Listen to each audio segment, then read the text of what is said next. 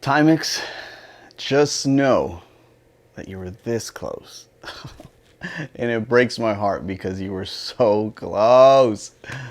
Let's talk about the S138. Damn it, Timex, you had it. Let's talk about it.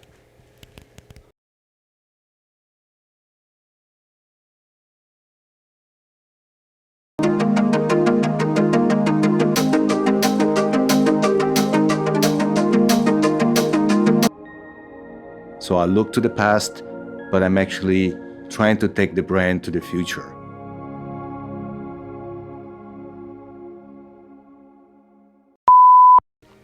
YouTube, what is good? Happy New Year. Man, it is 2022, and this is actually the first video of 2022. I hope you guys all had a wonderful holiday season. I know it went by too quick in my opinion. Vacation time was nice, and obviously it's always nice to spend time with family and loved ones. So happy New Year. I hope everyone is staying safe out there, especially with this whole COVID thing, right? It's never ending. So stay safe out there. And guys, thank you so much for stopping by again. I thought, hey, what better way than to start 2022 than with one of the biggest releases for Timex, in my opinion, which was the S138. Now, Timex, if you are watching, we are going to discuss the pros and the cons. There's a little bit of both, but deep down, I'm a little heartbroken. So if you're watching Timex, hit me up. Maybe we can work with Giorgio Galli and make some tweaks that I think would make this watch just stand out. Giorgio Galli S138. Now this personally is such a beautiful watch, and you know, as you can see here, the packaging, very Galaxy Samsung, very Apple, right, in the way that they package this, which I like because it's modern. It is one of those things that, you know, just the whole experience is really a great one. And so I really do dig the packaging, the experience, very modern. Now, I'll be quite honest with you, before I, dive into the details, when I first saw this watch, I automatically thought design, fashion, and even architecture. And it's no secret that I was not completely off. Let's look at this quick snippet of Giorgio Galli's inspiration behind the S138. As a designer, light is the language we use to communicate and to tell you a story. My name is Giorgio Galli, and I'm the creative director of Timex Group. I've been a designer and lover of watches for over 30 years. Part of me always was, and is still, interested in how we can make even a simple curve become a beautiful graphic element. Graphic design and design in general, it's really a discipline. It's not just something that comes artistically. Italians have a unique passion for watches. It's part of the culture. But my love for watches comes from my love and appreciation for design. Even though I spend most of the time in the office when I'm in Milano, the time you go out really helps you to connect and stay in touch with culture, political, fashion. So there's all the ingredients you need to have as an inspiration for your career. Now, as you guys could see there, I wasn't completely off.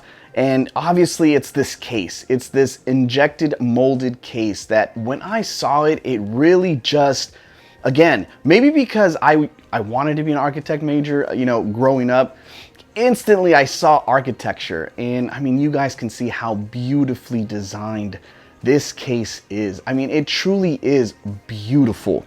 The way they went about creating this, obviously a skeletonized case, it's something that you don't see out in the market very much. It's a killer visually. as you're looking down at your wrist, I mean, it's just a beautiful, beautiful watch to see. I honestly caught myself just constantly looking at my wrist and looking down from, obviously, you know, the bird's eye view, right? From the top to bottom, just looking at my hand down and just seeing that case. I thought it was amazing. And truly, it's one of those things that, I mean, Timex just pushed the envelope, you know, from a design perspective, from a very fashion perspective. They've really pushed the envelope, and I love that because Timex is just one of those companies that has so much heritage. And it's one of those companies that I personally root for, and one of those that I'm like, man, I gotta have a Timex in my collection because I think the history, just who they are, I mean, it takes a licking, but it keeps on ticking. I love that. I love that. And so seeing this watch and seeing the press releases, seeing just the videos, right? The Instagram post that Timex was putting out on this, it hyped me up. I was really, really looking forward to this watch. And so when I got the chance, you know, I sat on it a little bit and sure enough, boom, it sold out. But luckily Hodinkee still had some and I was able to pull the trigger on one of them and I was super, super stoked. So let's talk about the watch a little bit. So you get a 38mm watch and I thought the 38mm was banger. I thought the original one that they released was just a little too big. Me personally, I think a 40mm, 41mm, even a 42 is perfect for a dive watch.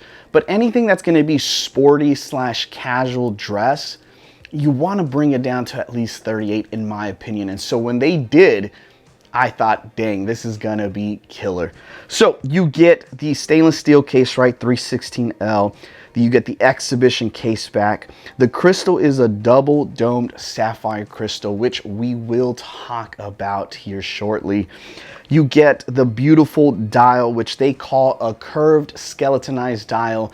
And the reason why is because they cut into the dial. As you guys can see here, the dial has where the minute markings are, they're cut out. And originally I thought, man, maybe this is like a sandwich style dial, right? Where we're gonna get some crazy good lume.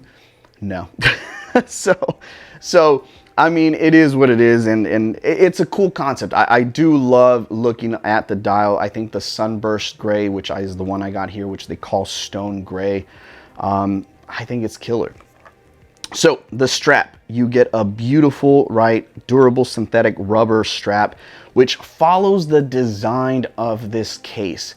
Very modern, very 2022. And I think that's what they were going for. You know, the clasp, right? The way you clips on.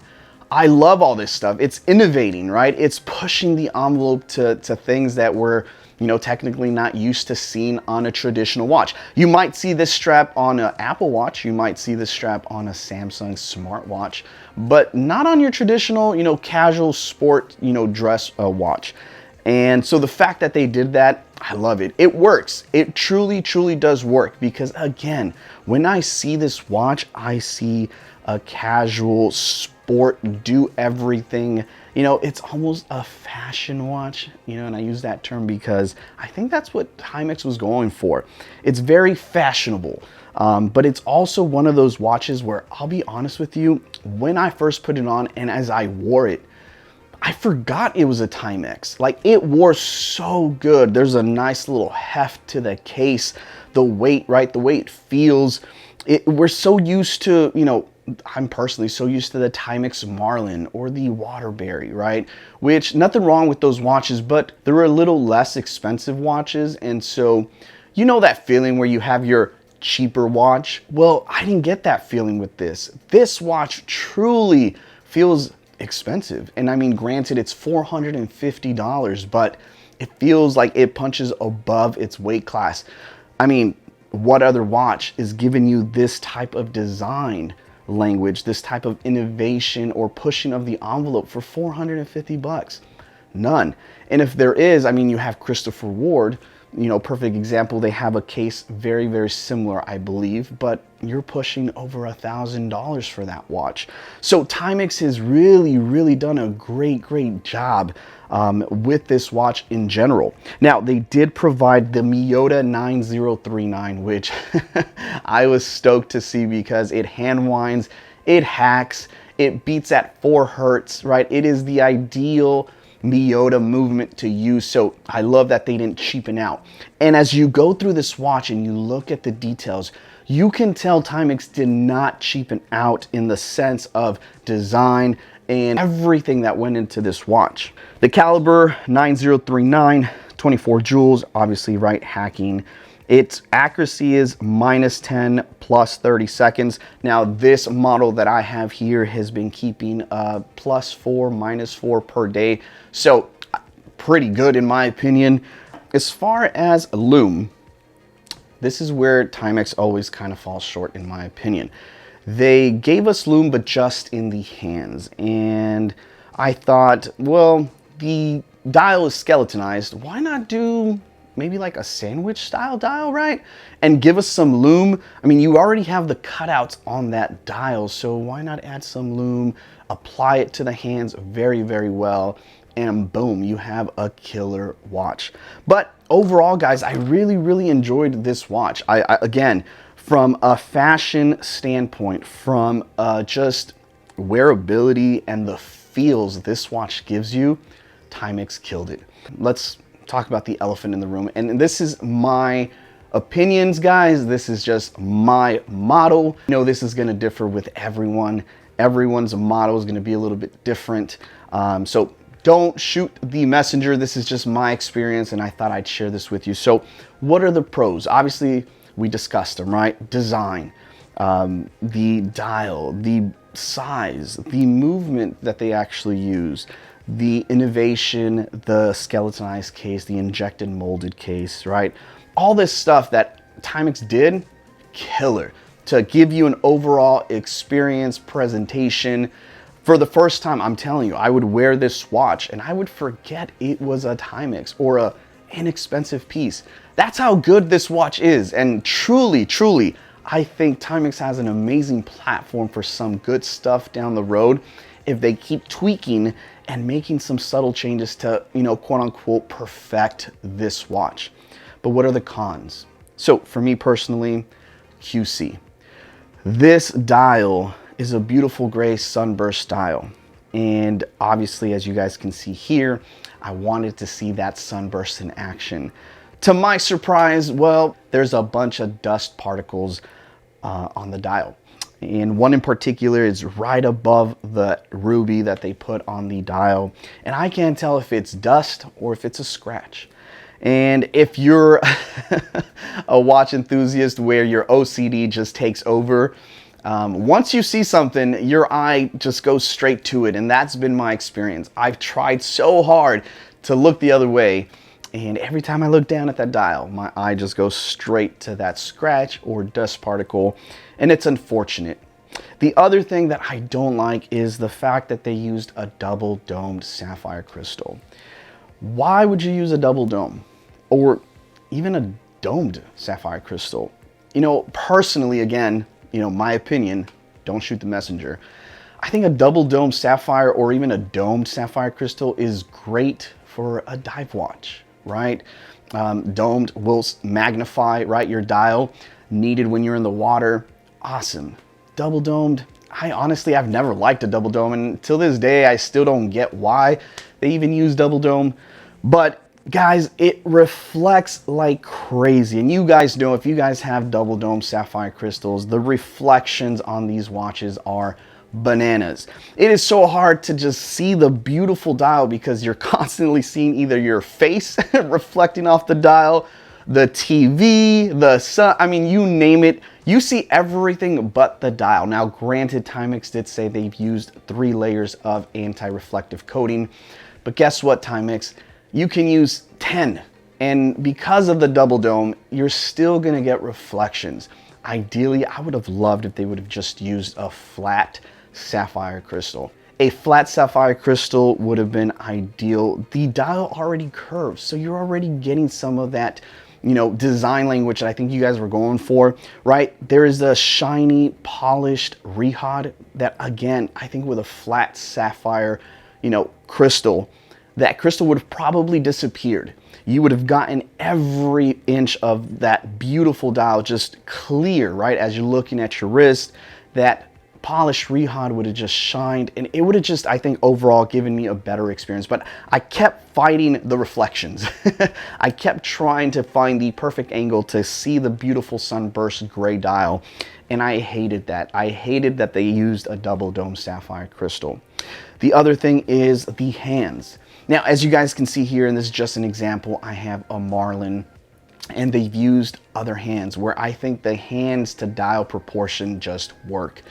I think Timex has some amazing hands, and here are some examples that you guys can see that they've used on other models that I think are a little bit bigger. I think would have filled this 38mm dial a lot better. I feel like the baton hands are just too thin. They're too skinny. And again, from a fashion watch perspective, I guess it works. From a watch enthusiast perspective, it doesn't for me. I wish those hands were a little bit thicker, a little bit bigger, even a different design, right? It didn't have to be baton. I mean, again, you guys can see this Marlin. Some handsets like this where they were filled with lume, I think would have given this watch just a better overall, I don't know, design, right? I feel like, again, those batons are just too skinny. The other thing is, and I touched on earlier, is the dial. It is skeletonized, and I think that's amazing. The cutouts through the dial, amazing. But why not sandwich dial it? You know, you're already trying to give us some sort of lume, which, by the way, sucks. But, right, bigger hands, more area to fill it in with lume. Sandwich dial, right? Lume underneath. Use those skeletonized, you know, indexes or minute dashes, right? To give us some lume. I mean, I think Timex, you're shooting for this watch to be the all sport, right? All day, every day type of watch, but you limit us, right? I feel like you guys got a little confused in the design language of where it started and where it ended and what you were trying to accomplish with this watch. The other thing is the water resistance. Again, you're pushing this as an everyday watch. You give us a rubber strap, which, by the way, is amazing and I love it. But you gave us a rubber strap on a watch that you want us to use and wear, but it's only 50 meters of water resistance. You know, at least 100. At least I know I can jump in the water with my rubber strap and my watch is gonna be okay. But instead, you give us a rubber strap, which is amazing. And again, the innovation, the way it clips, the way you put it on, the way it wears, it's comfortable, it's great. But the functionality, I don't see it, right? Instead, as you guys can see here, I put it on a leather strap. And again, I think this leather strap looks phenomenal. So why not give us both? Give us the rubber strap and maybe a leather strap. But if you really want this watch to be that sports watch, you gotta increase that water resistance to at least 100 meters. It doesn't have to be a screw down crown. Hey, nowadays with all the seals and everything, you can give us 100 meters without having to be a screw down crown. Would it be awesome to have a screw down crown? It would, but again, 100 meters minimum so that I could wear this watch and really have it be my all day, every day, do anything watch. The crown, it's a little tough to wind. It is very thin. So I wish they would increase that crown just a little bit more. Now, granted, when you pull out the crown and you're setting the date, easy to work, easy to, you know, grasp and change the hours. It's when it's pushed in and you're trying to wind your watch that it's a little slippery because it's so thin. So that is another thing that I would highly recommend. Maybe going back and saying, hey, maybe a little thicker of a crown. The last thing, the movement. And the movement, again, we used was great. I'm so happy to see that you guys are using the 9 series Miyotas, 4 hertz, hacking, hand winding, about 42 hours of power reserve. But this thing is a widget spinner.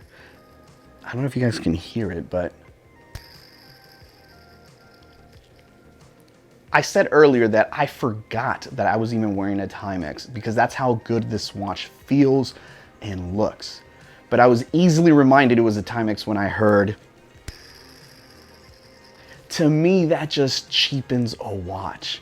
And it's unfortunate that this movement is a unidirectional, winding rotor, meaning that obviously it will free spin the other way, and that's why you hear so much rotor noise. And that to me personally is just a deal breaker. There's nothing more that I hate personally, again, personally, than feeling the rotor on my wrist, hearing that rotor. It just cheapens the experience. It cheapens the watch. And I went from, man, this watch is so good, I forgot it's a Timex, to, it's a Timex. Don't expect much, right? And as an enthusiast, I don't want to think that way. As an enthusiast, I want to keep thinking, damn, Timex, like, you guys killed it. Like, I completely forgot it was a Timex. Like, that's how good this was. And unfortunately, that rotor noise is just one of those things that I hope, right, maybe they can improve. Again, guys, these are all things that are subjective.